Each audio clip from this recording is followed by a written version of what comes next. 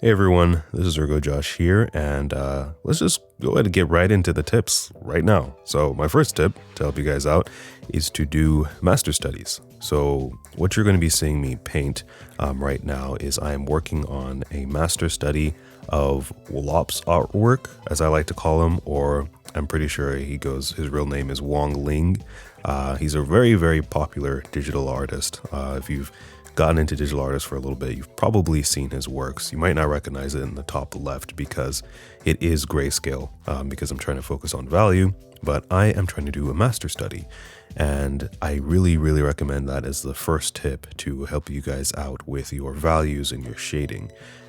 What this is basically you find an artist that you really like and you really enjoy their content and their artwork, and there's something special about it that you personally find appealing, and you try to paint it.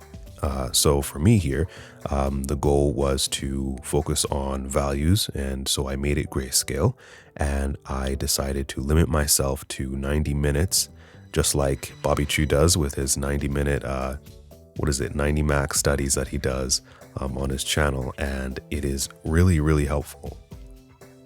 The thing that I want to make clear here is I limit myself to 90 minutes because the goal is to finish, right? You don't want to just spend a lot of time trying your very best to eke out every little tiny detail and make it perfect.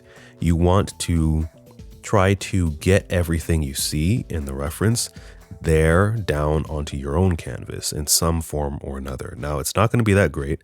Mine pales in comparisons to Wong Ling's on the left, even at the end. But still, the goal is to pay attention to everything and to try to address every single thing I see, even this little plume of smoke that ends up not really being a plume of smoke. It's actually like a blurred out woman in the background, which is kind of a weird thing because when you grayscale some images, depending on how dependent they are on color, you won't be able to tell what's there. So try to maybe keep a color version along there as well. I think that would help. The next tip I have is what you see me doing now. So if you're watching this video right now and you're starting to get frustrated with how zoomed out I am, that is exactly how you should feel. And that tells you that you still have a little bit of training to do, because that is exactly how I felt when I was doing this. But staying zoomed out really helps. And I've heard this tip a lot. They always say to use bigger brushes, don't zoom in on the details too early. But when I tried doing it this way, I really understood what all the pros are saying when they tell you this. It's really to zoom out way more than 100%. You want to make it small. So you want to do a significant amount of the painting when the painting is about like the size of half the palm of your hand on the screen. And when you're doing that, what you want to do and focus on is trying to get the general composition down. You want to look at, okay, where is the dark on the canvas happening? Where are the lights? What shapes do I see when it's really zoomed out that far? What's the thing I should focus on? And I immediately knew, like, okay, the brightest parts are going to be her face and the little fuzzy collar. So I immediately started adding white value there and adding the shadow to the rest of the image in the back. And then now that once I got a little bit of those details in, I started to zoom in a little bit more, and I started to add more of the value details that I started to see in the image as I zoomed in. And it comes to a certain point where you kind of go in and out a little bit here and there, like you see me doing, but I do try to keep at least 90% of the image visible in the canvas. I don't zoom in too far that often. And right as I said that, I'm pretty zoomed in here, but you get the idea, right? Because at the end of the day, eventually you're going to have time to start to work on these details and get those in. And it's going to be really, really nice and look a lot better if you spend the time in the beginning focusing on that composition. Another tip I have, even though we kind of passed this point already, is when you're doing that initial blocking, like you see those values I have across the image that's less detailed. So right now the faces and hair and collar are getting more details, but the rest is still pretty simple. I did all of that based on what the average value of that area was going to be. So I didn't just randomly try to pick different values. I tried to stick to the same value to describe as much as I could. So like you can see around her chest where her outfit is, there's a lot of different values on the reference image, but on mine, it's all painted with the same value, that same tone of gray. And that's because I want to give it all a certain value in comparison to the rest of the image, right? So when I go back and add those details, I'm only going to make things slightly darker or slightly brighter in order to make sure that that part of the painting reads as that overall tone. And that's what makes it look good and harmonious from a distance. So later on in this video, I'm going to do my own version of this, and not exactly, I'm just going to do my own painting that's actually mermaid themed, and I'm going to try to apply these same principles. And I think that's a very, very good strategy that everyone should try to implement going forward. You should do a lot of these and then try to do your own and see if you can apply what you've learned. To be honest, this is not the first one, the only one rather, that I did. I did a lot more of these. I did around 6 or 7 before I started doing my own versions, but I guarantee you that improvement, it felt very quick, because when you're painting and you're studying artists like this, you start to pay attention to different things. It forces you to, because you're looking at what they are doing. It's almost like retracing their steps. And you can see what I just did here is I changed the curves and the values of the overall painting because I was tending to go a little bit too low contrast, too bright, and adding more contrast is really good thing to do. I think I do prefer this way. Adding contrast later on and keeping things safe in the beginning, I think is a pretty good strategy if you're starting out with this like I am, because you can always make things darker, but even though it's digital, you can do whatever you want. Making things brighter is quite a bit harder to do. You have to be you have to finesse those curve tools a lot and make it very detailed curves to get the certain areas that you want brighter to work without making everything too washed out. So you see here, I'm starting to add those values in that I was talking about into her outfit there, but it overall still has that same read on it. And I'm showing you this one because I think it was one of the most successful, where not only did I keep things, the same things in focus in the image as the reference, but I also was able to have a really nice depth of field effect where the front focal image feels very sharp and the background feels very blurred. And again, all of that stuff happens naturally when you work with a very zoomed out image in the beginning. All that nice nuance that tends to happen, that nice flow or graduation of detail, or gradation rather of detail, from the low detail in the background to the high detail in the foreground, that happens when you start the process off right. And that really makes your paintings really stand out and pop. So I really encourage you guys, that's probably one of the most important tips. I'd say study from other artists whose compositions and lightings you enjoy, but also please try to stay as zoomed out as you can when you're working on the canvas. I liken that to, imagine painting and you're standing on top of the like the Eiffel Tower and you're just dropping paint buckets down. Try your best to paint like that, where you only see the reaction of what happens on the canvas on the ground, not necessarily seeing exactly what your pen is doing. So you can see me here. I finally started on Ariel, and this is the thing I wanted to do for like my final ultimate mermaid painting. And I did the same thing here. I'm not really showing the sketch process because that part's the most stressful for me, and I didn't really feel like recording it for both of these. But this is in Procreate, and again, you can do this in any program. But what I have on the left, I want to make sure I tell you guys, because I know I'll get a lot of questions, is it's an app called VizRef, where you can just drag in and drop a lot of images so that you can move them around as reference. And this is also going to be part of my next tip here. So as you can see, I have the main reference in the middle. On top of it is a very blurred version of Ariel. And then on the bottom is a kind of weirdly in-between version of that. So my next tip is going to be, instead of blurring your eyes, which can kind of be frustrating sometimes, try to literally blur the image in order to help you focus on what you should be paying attention to. So the first image has a lot of crazy details in it because, in Pixar, Disney animations and stuff like that, color is huge. Color plays a very important role. So the lighting isn't exactly the best to study from. So what I did was I used a feature in Photoshop, which unfortunately I don't think is in any other software, but you can use the filter gallery, and then there's a feature called Paint Daubs, and then you can actually use that tool to kind of emphasize the crisp edges in the painting. So you can see where her legs are in light and then it goes in shadow. It's a very crisp edge, right? Because of her pants as well.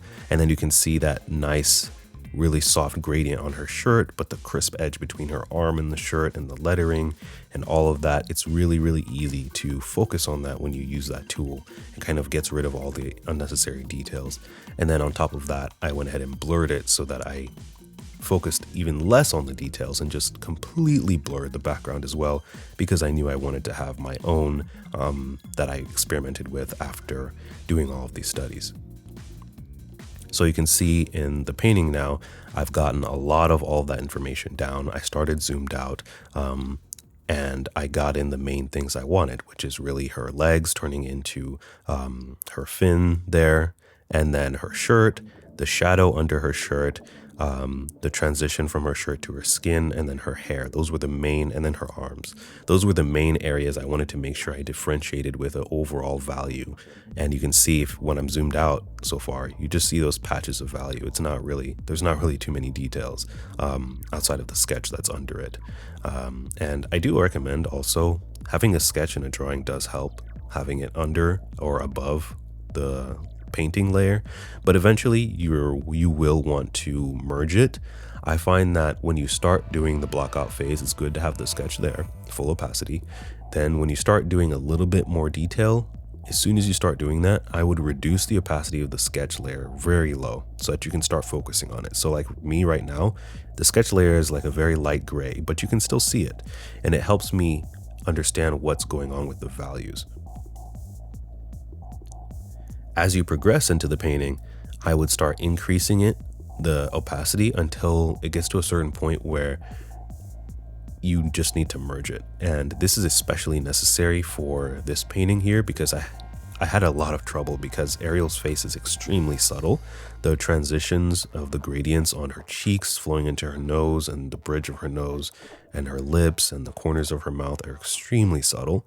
And no matter what I did, every time I hid the line art layer or the sketch layer, it just didn't look good. So what I did was eventually merge it and then blend the lines into the painting I already did.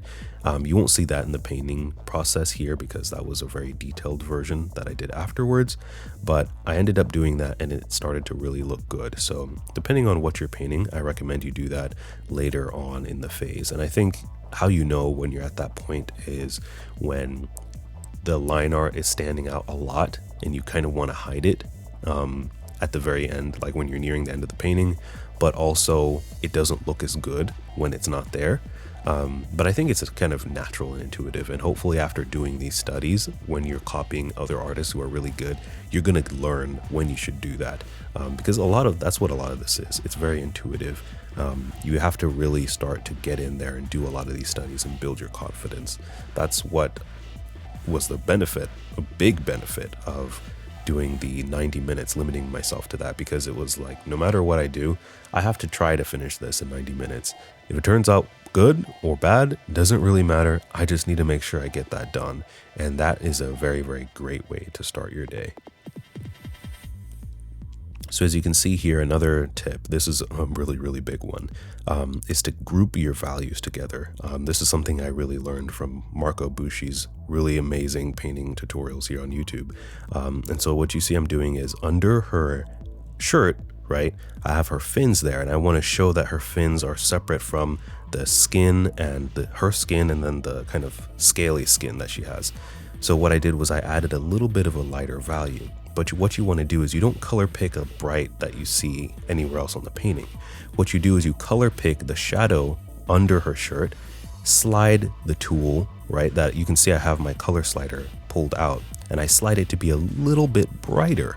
So what that does is that lets me get a value that shows that, okay, this part of her fin is getting a little bit more light, but it's still completely under her shirt. It's in shadow.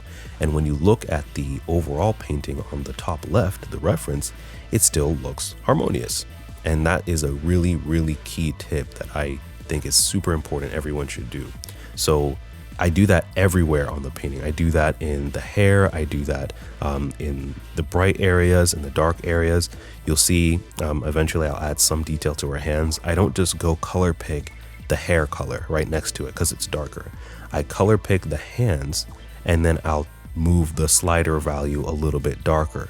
So I have something very close and it works and it's harmonious, right? Because her hands are completely different in value overall, her arm than her face, right?